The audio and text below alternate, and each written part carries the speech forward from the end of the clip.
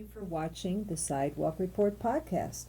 This is a special edition. This is the Children of Lawrence County, Part 3. And this episode, we are once again filming at Game Changer. And we have the help of the students actually filming us, the kids. And they are supervised by the staff who are also teaching them podcasting skills here at Game Changer. So we want to once again thank our hosts and thank the kind staff and everyone here at Game Changer for allowing us to do this and helping us to spread the word about these agencies and organizations and people here in Newcastle. Our topic is the Children of Lawrence County, and we are going to now have a roundtable discussion. So, who would like to lead us off? Who's brave? Or would you like me to throw something in? Go ahead and throw it in. Throw it in. Okay. We'll catch I it. can start. Okay, go ahead. Okay, so I was thinking about, it just came to mind about how we were discussing about it takes a village to raise a child. Mm-hmm. Okay, there is other entities, I guess I would say, in this town. As you said, this town is very loving, very caring, and they're very giving. So there is something that happened to me, I would say about 4 weeks ago. I think I shared that information with you. There is a church here in this town that does community giveaway. I don't know, like if we could get something going where everything is, that's out here and available to lower income families, and just for anybody, basically. But there's a lot of things that are going on in Newcastle, as you witnessed it with your Sidewalk report, right? Mm-hmm. Well, is this church. They gave away, oh my God, massive amounts of brand new stuff just to the community. And just imagine if we all could take all of these resources, and pool them together, as we were saying earlier. Mm-hmm. I mean, that would just be wonderful. It absolutely would. I was thinking about just, like you said, there's so many different resources and the why we partner with so many different places. I think of like LCAP. They do so many important things for children. And so I'm just wondering, like, what other organizations do you guys maybe partner with that you've seen maybe that impact that they have on kids? What,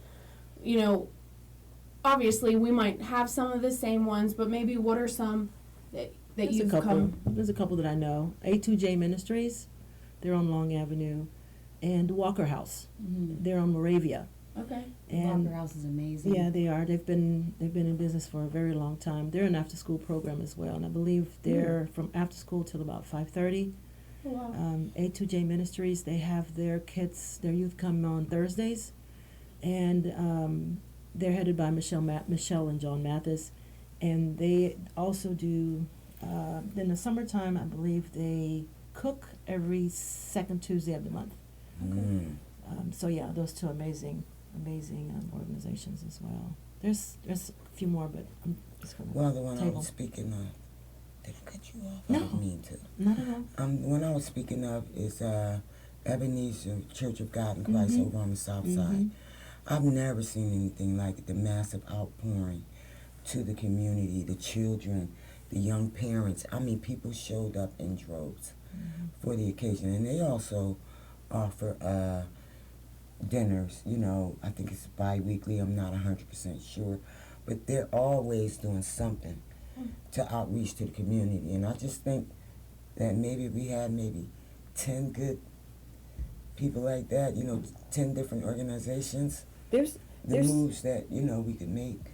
There really are so many, and one of the reasons why I decided to do this type of a format and podcast is to connect the organizations to each other and increase the awareness of the organizations.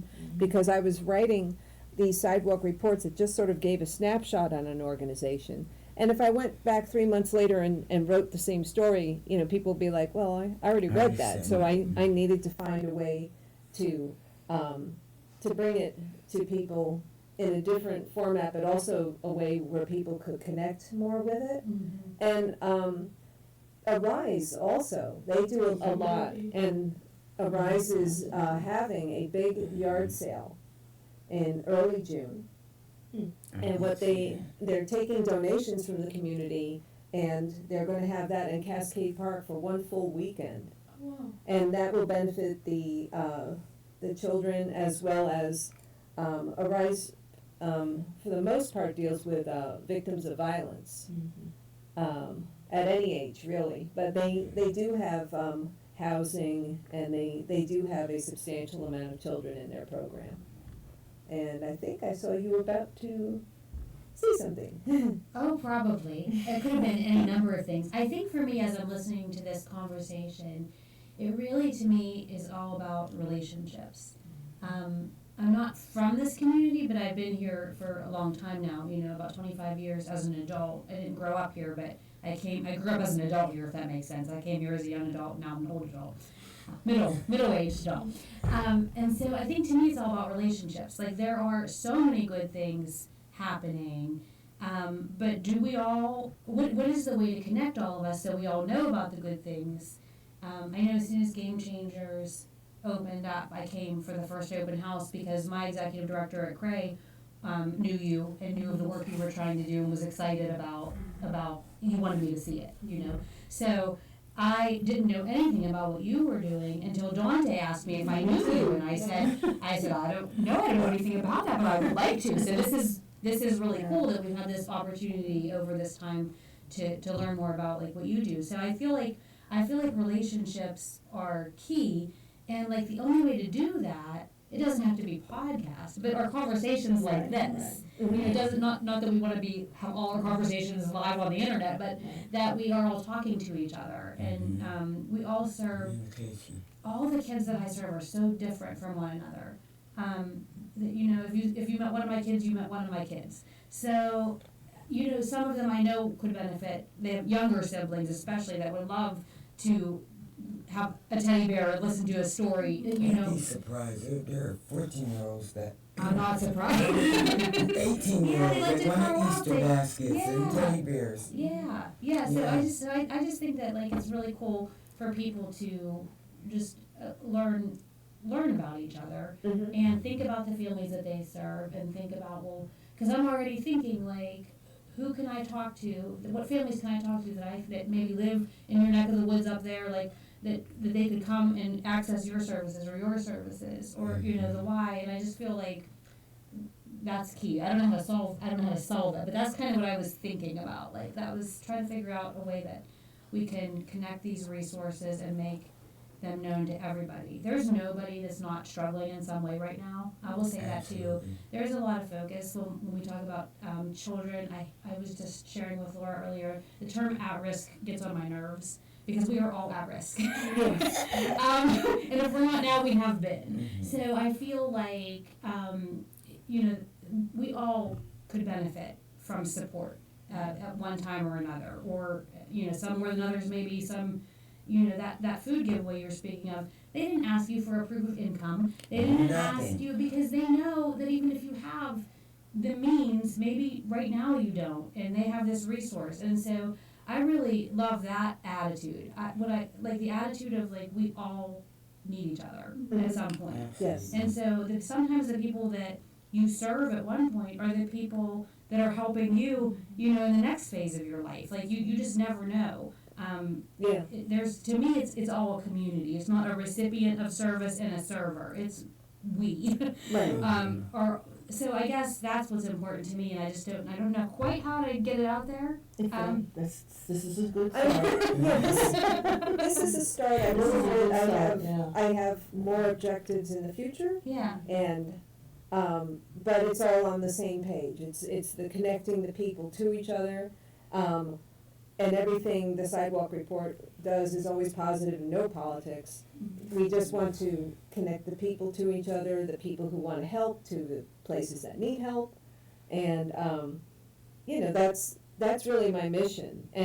But getting the word out about everything that you folks do and stuff, I felt is important. And I thought this was a great way because you can also network with each other and, possibly form some partnerships with each other. And I think that you were about to say something. I really like what you're saying. I think there's a power in partnerships. Just because exactly what you said was each kid is so different. There are so many kids that, baseball is their thing and that's their driver. That's what keeps them doing well in school. But for one kid, it might be that theater arts program that, I do not want to hear me strumming a guitar, but I do come. Let's hear it. No, you do not. But that's why these partnerships are so important, is to say, like, I might not be able to serve you, but I know who can. And I know somebody that is going to come up next beside you and say, let's help you improve, let's help you get better. But that's what these community partnerships are, is just a way of saying, you know what, I know like-minded people that want to help children in Lawrence County just like I do. I know people that want to make a way for teenagers that maybe don't see one right now. I think of where, I'm still a young adult, and I look at where my generation is, and I look at and say there are a lot of kids struggling with a lot of different things, whether they're really hard things or whether they're just, getting along with people at school. That can be all-consuming for those kids. So I just think that if we as a community, if we as adults can say, let's provide something for each child, each individual child, so that they can feel heard, they can feel seen, and they can feel loved in whatever avenue that looks for them. Because I can promise you, I have a sister, we grew up the same way.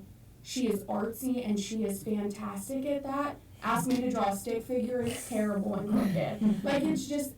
I just think it's so important what you said, is that each individual kid is so different, and so how you serve them has to look different too. And the ways that you help them have to look different. And I grew up here in Lawrence County, and I'm just blown away by the amount of community support we have and the amount of places that are just saying, I just want to help a kid in whatever avenue that looks like. And even in our changing world, just having a safe place for kids to set up, it's a really cool thing. And it's a thing that makes an impact for those kids that maybe don't have those parental figures, for those kids that maybe don't have church groups that they can go to, but seeing someone at LCAP or seeing someone at Cray or seeing somebody at the Y working out with them, those are the things that those kids in adulthood will hang on to and say, wow, that person cared enough about me to bench press, are you kidding?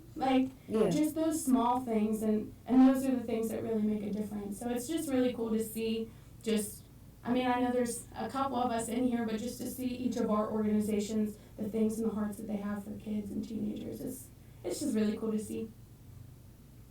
I think there's a lot of potential in just getting people together and the communication and stuff like that, getting that dialogue happening. And then I know all of you have an open door for people to connect with you in whatever way that they can, and I think that is that's very important, because just as you said, each child, you wouldn't serve them in a different way, but some people, they may have a job and a demanding family life and stuff like that, but they can contribute in a different way, maybe just something like your bowling endeavor, or maybe they could touch base with Laura and they're cleaning out their attic and they have found tons of art supplies, lots of paint brushes and things like that.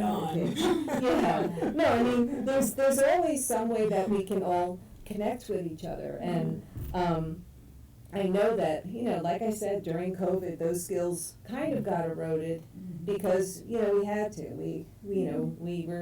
We had to isolate and things were closed and we couldn't really connect. But, the littlest thing, when Arise talked about that yard sale, I just thought that was brilliant. Because less things into a dumpster, that somebody's things that they have grown out of and stuff like that can really help someone. And I know that you have a lot of the store. Slim Pickens. Yes, Slim Pickens is wonderful. They resell things, and that helps to fund Game Changer. And so instead of a dumpster and stuff like that, if you can get the furniture or the other items and things down here, you have to contact Game Changer to find. Our store is very small, so we can only accept furniture. Mm-hmm. We have knickknacks, but it's very little knickknacks because, like I said, our space is small. But we're going to take over the mall for you. No, I'm just kidding.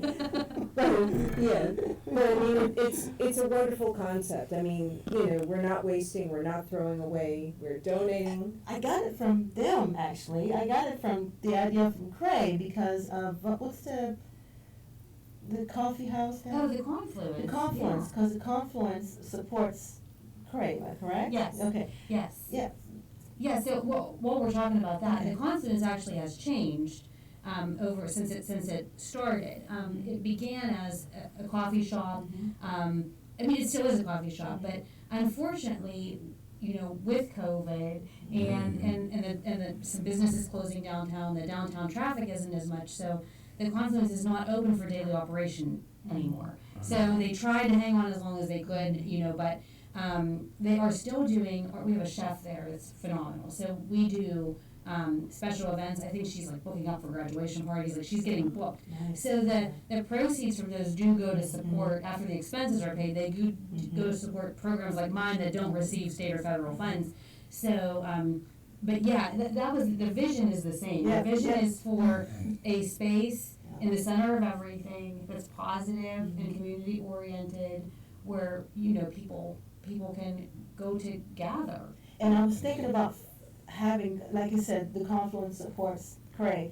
So I'm thinking, I wasn't copying you, but I'm thinking, I don't like to reinvent the wheel. I really don't like to reinvent the wheel. Like, I know I'm getting off topic real quick, but, people say, why don't you do a backpack for, returning students? I'm like, somebody's already doing that, you know what I mean? So anyway, going back to Slim Pickens, so I said, one thing that we really don't have here in Newcastle is a resale store, like a, used furniture store, except for your local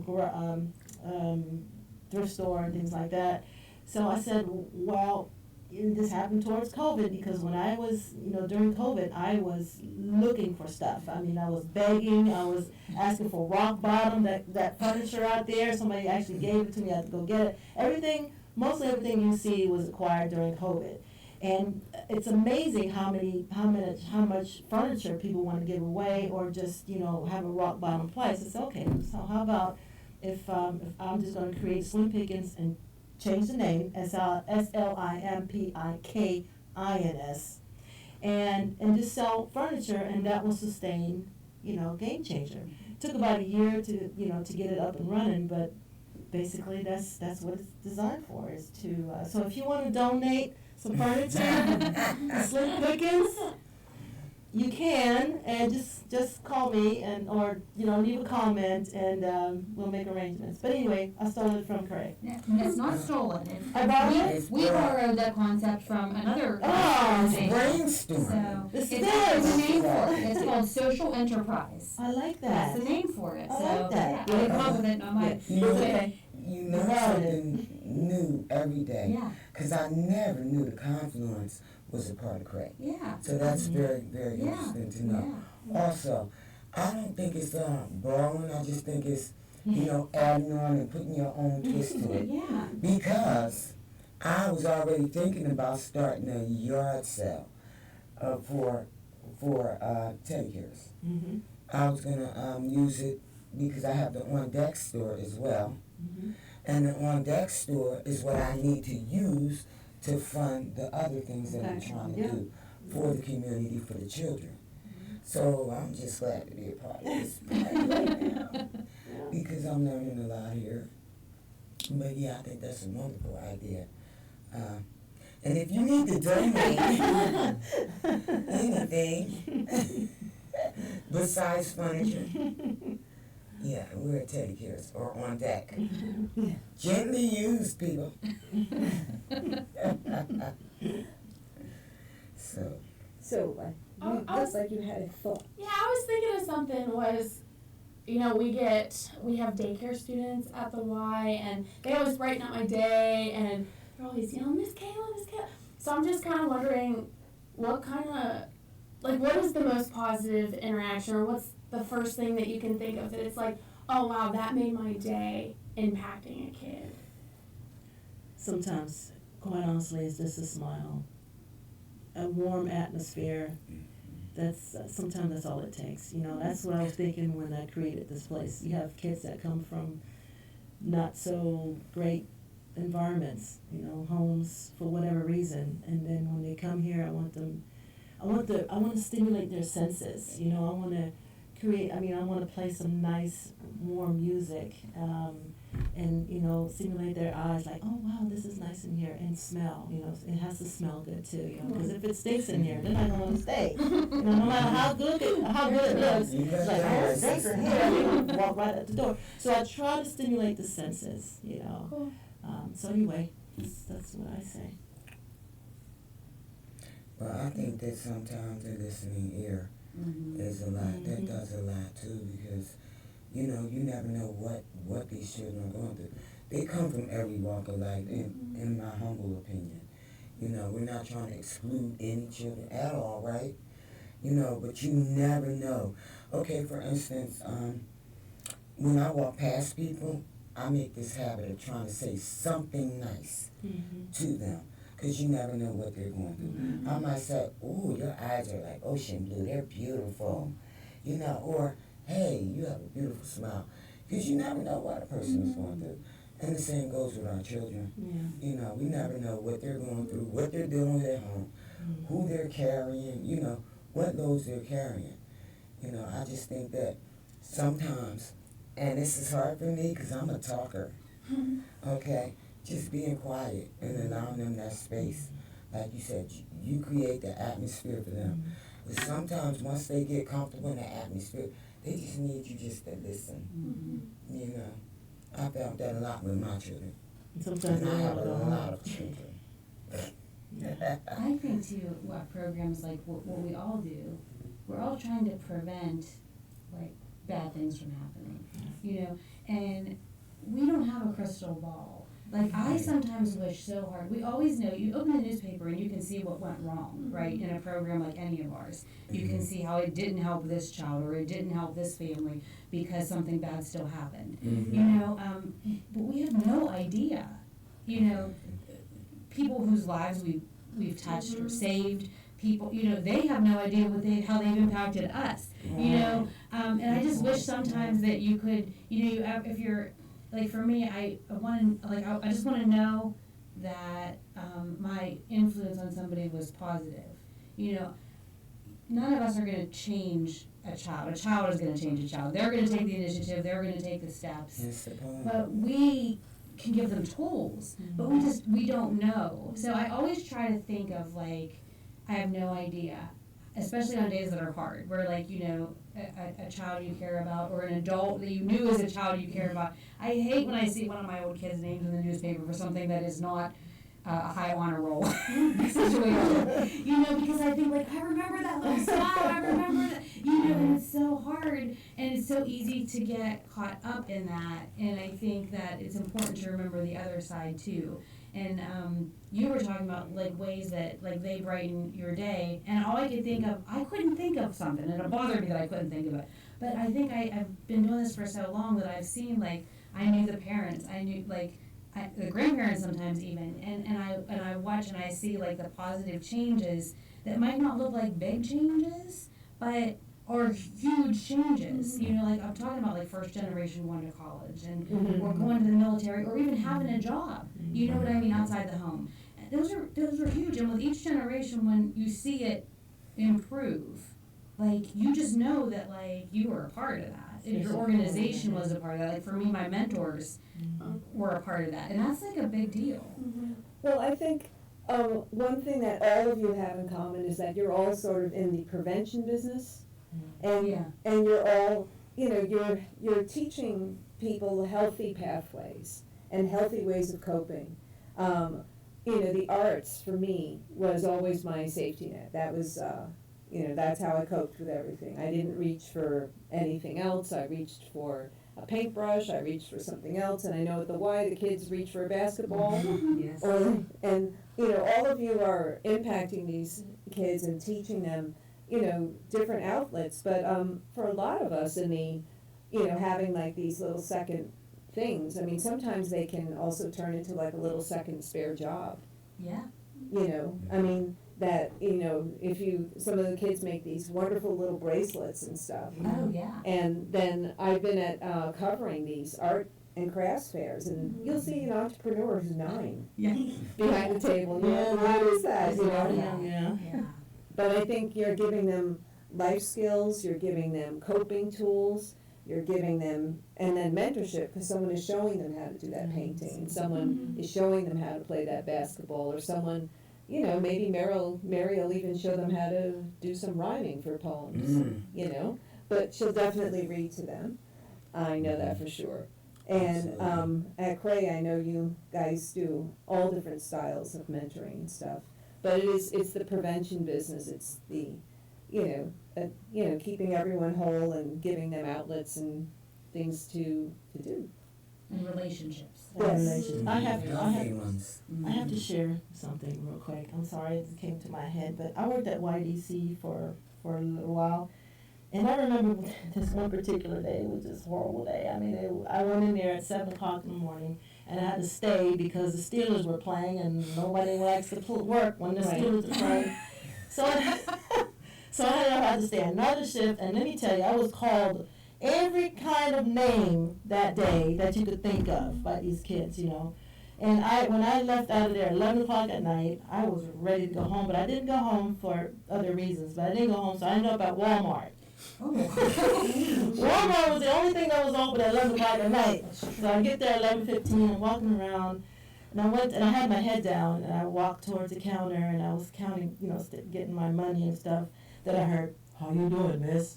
And I looked up, and this kid had, he was a YDC resident at one point. He'd been gone for like a couple months. And he was one of the leaders in the cottages. I don't know if you know what that means, but there are leaders, there are followers, and so many words. Anyway, he was one of the leaders in the cottage. And I said, I thought he went back home because he was from Philly. And I'm like, so what are you doing here? He said, well, I didn't want to go back home because I knew if I went back home, I was going to go through the same thing over again.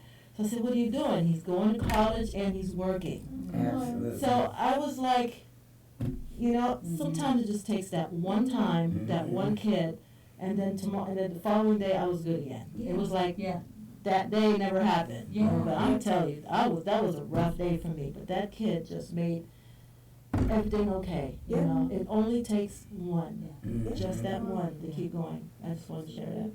Well, thank you everyone for watching the Sidewalk Report podcast. I am looking forward to doing more episodes on different topics and ways to, bring people together and to get the dialogue started and to help our town, because our town does wonderful things. People really come in to help each other. And I definitely want to thank Laura Colvin and Game Changer for hosting us and having behind the scenes the kids. Mm-hmm. And I want to thank Allison for coming after work from Cray. Very, very appreciated. Lots of good commentary there. And Kayla, thank you for coming after everything you do at the Y and giving us all of your input. Very valuable information there and lots of food from thought from everyone. And Mary, thank you for the fabulous poem and thank you for what you do. And I hope, I'm really looking forward to seeing you guys take it to the next level. And thank you. Absolutely. And I am Dante, and this is the Sidewalk Report. Thank you. Hello, and thank you for watching this episode of the Sidewalk Report. Stay tuned and keep an eye out because we will have more episodes on this and other topics. Questions, thoughts, comments? Do share. I am Dante, and this is the Sidewalk Report. Some true love we cannot forsake. We just have